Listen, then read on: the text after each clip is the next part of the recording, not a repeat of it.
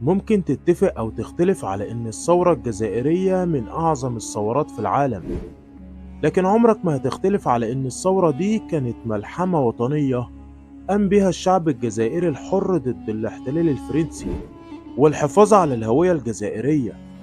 ولو اتكلمنا عن الثورة الجزائرية مش هيكفي مقال لوصف مشاعرنا تجاه المقاومة دي. تعال أحكي لكم عن أهم المراحل اللي مرت بيها الثورة الجزائرية.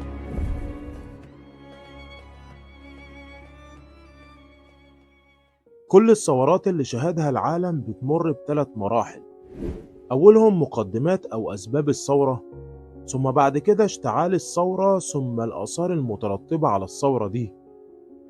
بالنسبة بقى لأسباب الثورة الجزائرية، فهي كانت السبب الرئيسي هو مقاومة الاحتلال الفرنسي للبلاد، واللي قعد سنين طويلة يسيطر على مجريات الأمور في الجزائر ويحرم أبناء البلد الأصليين من الحصول على حقوقهم في أرضهم الأم. لكن تعالوا بقى نشوف أهم المراحل اللي مرت بيها الثورة. رقم واحد: اشتعال الثورة.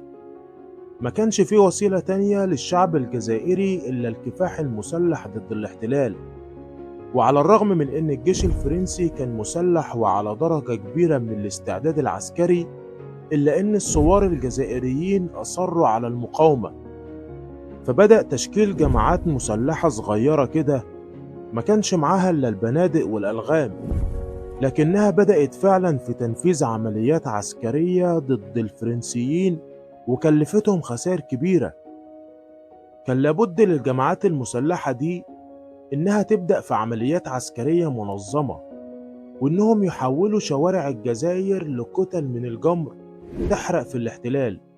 وبالفعل بدأت الجماعات المسلحة في التشكيل بشكل أكبر وأحسن تنظيما، وامتدت الثوار دي في العديد من المناطق، والكلام ده كان في سنة 1954. بعد بداية الكفاح المسلح ضد الجيش الفرنسي، تم تكوين الأمانة العامة للتحرير، ودي كانت بمثابة كده النواة الأساسية للثورة، ودعت كل أفراد الشعب الجزائري للانضمام ليها ودعمها. وتكونت جمعية الأمانة العامة للتحرير من 9 أفراد، ووجهت الدعوة للجزائريين على اختلافهم لدعم الثورة. استجاب الشعب الجزائري للأمانة العامة للتحرير، وبدأوا بإشعال العمليات العسكرية اللي بتشبه حد كبير حروب العصابات ضد الفرنسيين، واللي خسر الجيش الفرنسي في العمليات دي خسائر فادحة. وزي ما كانت خسائر الفرنسيين فادحة، فالجزائريين خسروا الكثير من أبنائهم أثناء المقاومة، ومنهم قرين بالقاسم وعبد الملك رمضان. لكن الشعب الجزائري لم يتوقف عن مواصلة القتال ضد المحتل. ومع مجيء شارل دي جول رئيسا لفرنسا، حصلت مفاوضات ما بين الشعب الجزائري والاستعمار الفرنسي، ووافق شارل دي جول على تحديد مبدأ تقرير المصير، وتمت المصادقة عليه من طرف الشعب الفرنسي بواسطة الاستفتاء.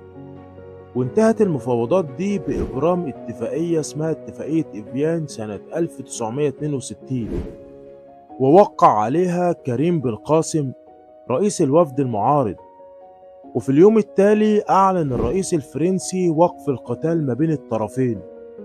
وبالفعل تمكن الجزائريين من أخذ حقوقهم في تقرير المصير السياسي وتأسيس دولة مستقلة، وتوج كفاح الشعب الجزائري بالاستقلال. ويرجع الفضل في ده طبعا صمود جيش التحرير الوطني وتضحيات الشعب الجزائري الحر